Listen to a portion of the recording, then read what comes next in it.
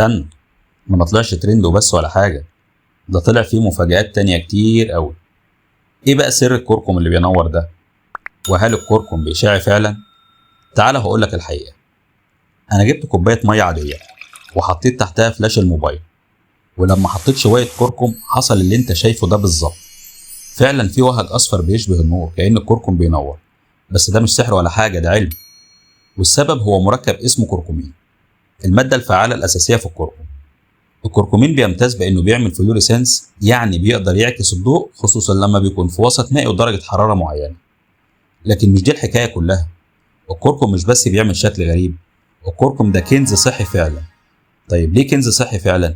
هقول لك، بس اعمل لايك واشتراك بسرعه ويلا نكمل. الكركم بيحتوي على مضادات اكسده قويه، وكمان بيساعد في مقاومه الالتهابات، وفي ابحاث بتقول انه بيبطئ نمو بعض انواع الخلايا السرطانيه، وبيساعد في تحسين الهضم وتقويه المناعه.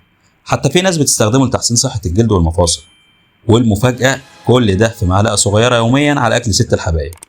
لكن مهم تعرف إن الكركم لوحده مش بيتم امتصاصه كويس في الجسم، علشان كده دايما يقولوا خده مع فلفل أسود، لأنه بيزود امتصاص الكركمين بنسبة ممكن توصل ل 200%. لو عجبتك التجربة وحبيت تعرف أسرار تانية عن العلم اللي ممكن يبهرك، اشترك في قناة معلومة في السريع وفعل الجرس علشان توصلك كل فيديوهاتنا الجاية.